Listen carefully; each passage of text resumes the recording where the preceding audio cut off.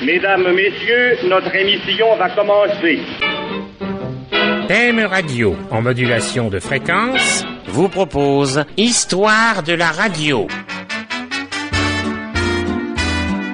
Bonjour, mesdemoiselles, mesdames et messieurs. Aujourd'hui, pour votre émission radiophonique Histoire de la radio, présentation de Berthe Sylvain par Henri Boudet, Bonhomme Noël de Louis Izoard, Léon Rétier par Berthe Sylvain. 78 tours, le micro de la Redoute numéro 18, matrice TC 2062 et TC 2066, à date de décembre 1935. Les costumes sont de Donald Cardwell, les décors de Roger Hart et les chorégraphies de Reda. Ici le micro de la Redoute. Vous allez entendre maintenant, comme chaque semaine à ce poste, le quart d'heure des vedettes. Ce soir, à notre micro, la grande vedette du disque et de la radio, Berthe Sylvain, présentée au micro de la Redoute par monsieur Henri Boudet. Mesdames, Mesdemoiselles, Messieurs, ce soir, je vais vous présenter une artiste dont la voix chaude et pathétique va, j'en suis persuadé, vous procurer un moment d'émotion profonde. Madame Berthe Sylvain.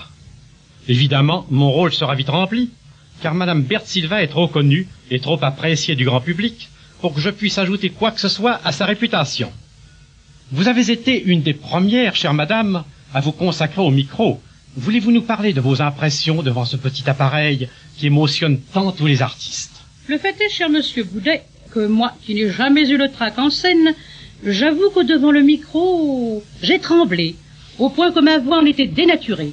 Je dois ajouter qu'à la seconde chanson, j'étais déjà complètement remise de ma grosse émotion. Mais pourquoi ce trac, en somme? Je l'attribue à cette chose que j'appellerais l'inconnu. Eh bien, chère Madame, je vous passe le micro. Nos auditeurs doivent être impatients de vous entendre.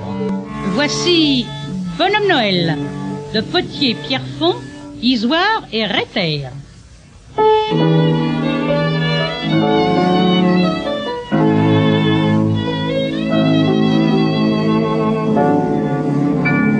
Le soir de Noël, un grand magasin, dans les mille feux de ses étalages, expose au regard de tous les bambins, guignols et tambours, soldats et ménages.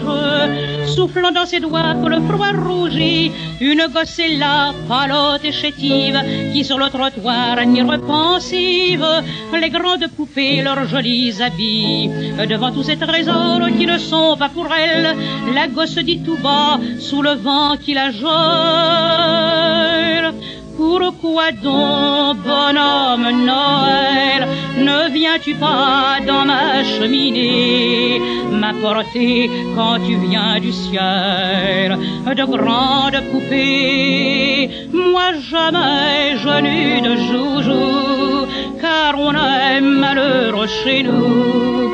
Ce soir, donne-moi, je te prie, la poupée rose, si jolie.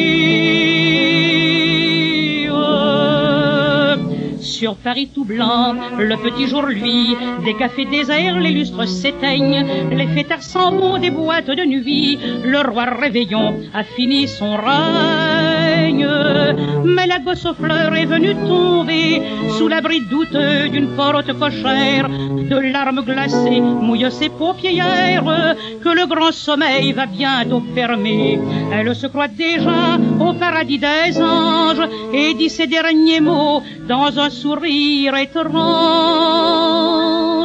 je m'en vais, bonhomme Noël, d'un manteau blanc tout enveloppé, demander aux anges du ciel de grandes poupées. Et demain, quand je serai là-haut, prenant les joujoux les plus beaux, je les enverrai sur la terre pour mes petites sœurs de misère.